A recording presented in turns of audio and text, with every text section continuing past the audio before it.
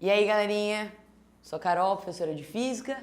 Hoje a gente vai falar um pouquinho sobre os lançamentos, sobre os movimentos bidimensionais e a gente vai começar com o lançamento horizontal.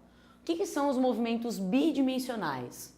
São os movimentos nos quais o objeto anda tanto na horizontal quanto na vertical. No caso do lançamento horizontal, o movimento horizontal da partícula que foi lançada, como em todos os exercícios haverá ausência, não tem resistência do ar, a gente vai ter na horizontal um movimento retilíneo uniforme.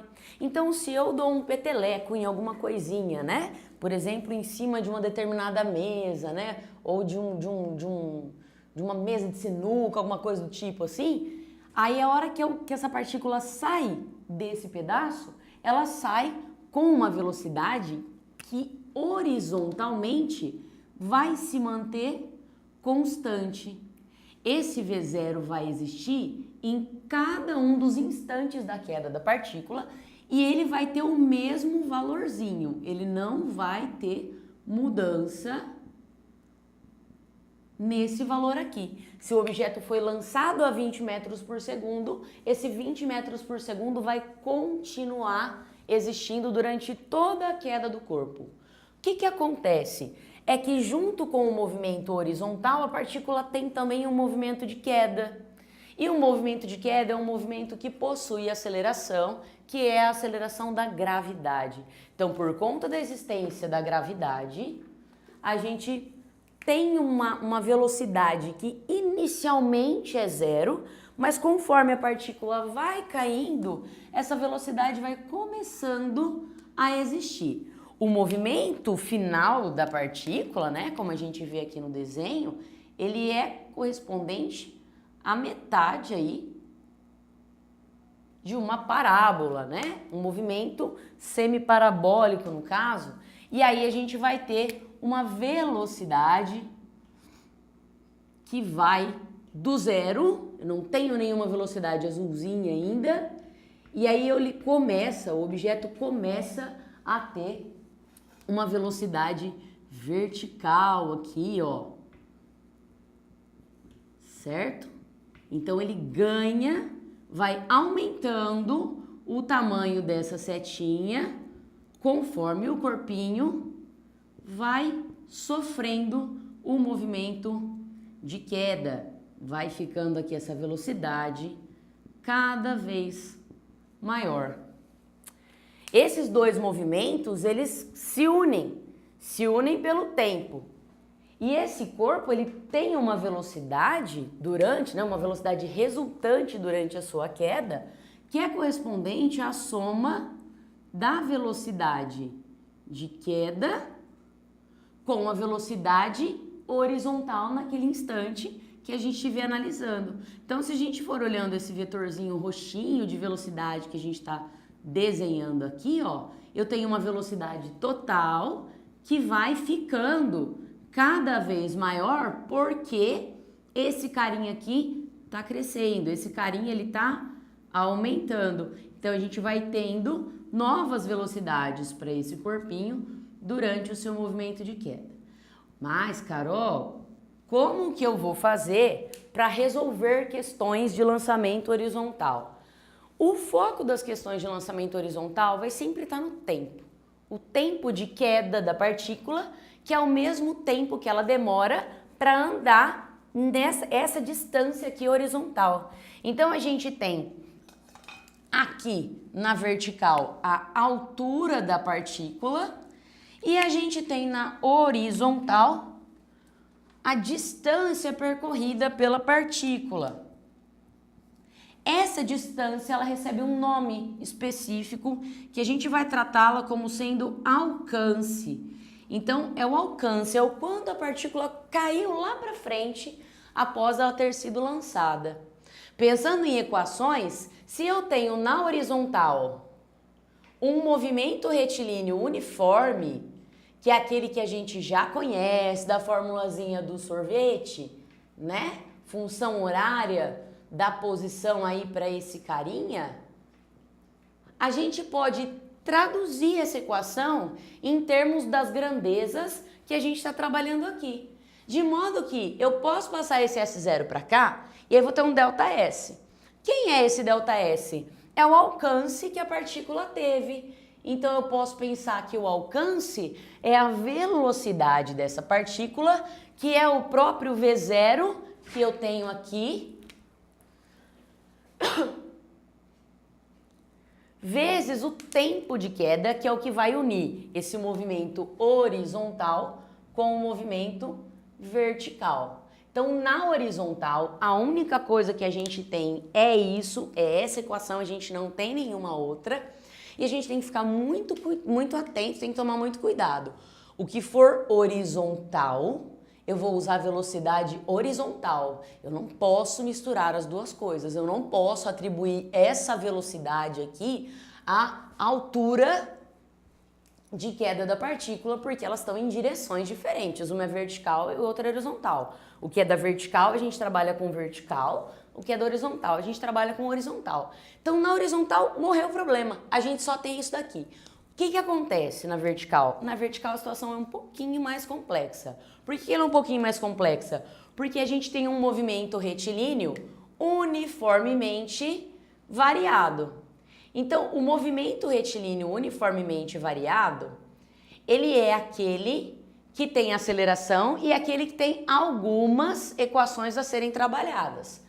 Primeira equação que a gente pensa é a da função horária da posição, vezes o tempo, mais a aceleração vezes tempo ao quadrado sobre 2. E aí eu preciso tomar bastante cuidado aqui nessa equação pelo seguinte: esse V0 que está aqui, eu não coloquei ele em vermelhinho como eu pus esse. Por quê? Porque ele não é o mesmo. Esse V0 que está aqui é o V0Y, ele é o V0 vertical, que no instante em que a partícula sai daqui ainda não existe. Então, como esse carinha aqui é o meu V0 na direção vertical, é o meu V0Y, esse termo inteiro aqui zera. E se esse termo inteiro zera, a hora que eu passo esse S0 para cá, eu tenho um ΔS, mas não é um ΔS horizontal, eu tenho um ΔS vertical. O ΔS vertical é a altura da qual o objeto está caindo. Então eu posso falar que a altura, gravidade, vezes tempo ao quadrado sobre 2. Então essa equação aqui, esse conjunto de equações aqui, ele costuma nos ajudar bastante na hora de a gente resolver questões, né? Resolver situações envolvendo lançamento horizontal. Por quê? Porque se eu souber esses dois e quiser descobrir a altura, eu consigo achar o tempo e voltar aqui. Se eu tiver altura e gravidade, eu consigo descobrir o tempo, voltar aqui e determinar, por exemplo, ou um alcance ou uma velocidade inicial da qual a partícula foi lançada. Então, essas duas sozinhas, elas já dão conta de praticamente todos os exercícios de lançamento horizontal. Mas a gente ainda tem duas outras equações de movimento uniformemente variado que vale a pena a gente lembrar até para fixar as ideias de movimento uniformemente variado. São elas a função horária da velocidade, o famoso vovoate. E aí aqui novamente eu preciso ficar bastante atento e tomar bastante cuidado, que essa velocidade que eu tenho aqui, ela é a velocidade vertical, que nesse instante, no instante inicial, é nula. Então quem eu vou estar calculando aqui com essa equação é cada um desses Vzinhos em azul que estão aparecendo. Então a hora que eu traduzo isso em termos... Tava demorando. Pode rir, gente. Eu deixo. Eu vou traduzir essa equação aqui em termos das grandezas que a gente está vendo ali. Então, eu tenho que a velocidade vertical da partícula, e eu posso calcular no instante 1, no instante 2, no instante 3, no instante 1000, né? Vai ser a gravidade vezes o tempo de queda. Então, traduzindo em termos, né, das equações que a gente, das grandezas que estão ali no meu desenho, a gente tem essa equaçãozinha. E por fim, nosso queridíssimo Torricelli, que já fez o trabalho por nós, né? Ele uniu essas duas equações de modo que a gente fique com uma equação que não depende do tempo. E aí, Carol, quando que eu vou usar o Torricelli? Em uma situação bastante clara. Quando eu não sei o tempo e nem quero saber. Porque se eu quiser saber o tempo, não faz sentido eu usar Torricelli. Eu preciso de alguma equação na qual o tempo apareça. Então, o Torricelli, que é o famoso não sei o tempo e não quero saber, ele é v quadrado, v0 quadrado, mais 2 vezes a aceleração, vezes o deslocamento, reforçando aí, né? Esse V0 é o V0 azulzinho, que não existe num lançamento horizontal, esse V0 inicial. Quem a gente vai estar trabalhando aqui é esse VY, né? Em cada um dos instantes que a gente estiver analisando. Traduzindo para as grandezas que a gente tem aqui, eu vou ter VY quadrado igual a 2 vezes a aceleração, que é a própria gravidade, vezes o deslocamento na vertical, que é a altura da qual o objeto cai. Essa equação aqui, a gente também pode fazer a raiz. Aqui, ó, para ficar bonitinho assim, determinar direto uma equação para ela, que é a raiz de 2GH. Futuramente, vocês vão conseguir chegar nessa equação aqui também, utilizando o teorema de energia mecânica, usando o princípio de conservação de energia, que é uma outra técnica de resolução de exercícios de queda, mas que aí vocês vão estudar só mais pra frente, depois que vocês estudarem toda a parte de energia na física. Tudo bem? Então, equacionalmente falando, o que a gente tem é isso. São as equações que são conhecidas de vocês já e que a única coisa que vai caber aqui é fazer algumas mudançazinhas para a gente poder ter uma equação mais diretamente ligada ao problema que a gente está analisando. Só é muito importante a gente observar aqui, eu vou até fazer com uma cor diferente. Eu não falei dessa velocidade roxinha ainda, né? Essa velocidade roxinha, ela é a velocidade total da partícula. E se a gente olhar aqui, ó, a gente sempre vai ter dois vetores que são perpendiculares entre si sendo somados. Então, o que acontece é que a velocidade em roxinho, que é a velocidade total da minha partícula, pode ser calculada por meio do teorema de Pitágoras. Então, essa velocidade total é a minha hipotenusa, a V0x, ou simplesmente V0, né? É um dos catetos e o outro cateto é a velocidade que a gente calcula, por meio de qualquer uma das equações anteriormente faladas. Tudo bem? A gente vai fazer um exercíciozinho para dar uma praticada nisso e ver como que funciona direto num exercício, para ver se a gente realmente captou as ideias desse movimento ou não. Fechou? Vamos lá. Então, um exercício de exemplo que a gente tem aqui é esse exercício da PUC de 2015, que diz que uma bola é lançada com velocidade horizontal de 2,5 metros por segundo do alto de um edifício e atinge o solo a 5 metros da base do mesmo, né? Da base deste edifício. Despreze os efeitos da resistência do ar e indique em metros a altura do edifício, considerando aí a gravidade igual a 10 metros por segundo quadrado. Pois bem, voltando aqui, sempre interessantíssimo em exercícios de lançamento horizontal e lançamento vertical, é fundamental que a gente faça o desenho do que está acontecendo. Por quê? Porque ninguém vai para a academia e começa a pegar peso sem fazer um aquecimento, sem fazer um alongamento, ou pelo menos não deveria para não se lesionar. E cada vez que a gente vai fazendo esse desenho, a gente está de alguma maneira indicando para o nosso cérebro qual caminho ele tem que procurar, qual caminho, o que ele tem que buscar naquele problema que ele tem para resolver. Então, organizar em forma de desenho ou de coleta de dados é fundamental para a resolução de exercícios de física. Então, aqui o que eu fiz foi desenhar a situação.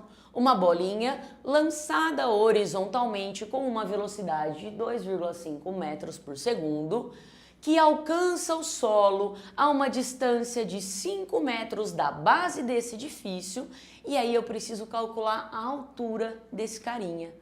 Como eu disse antes, o que vai unir o movimento de queda ao movimento horizontal é o tempo.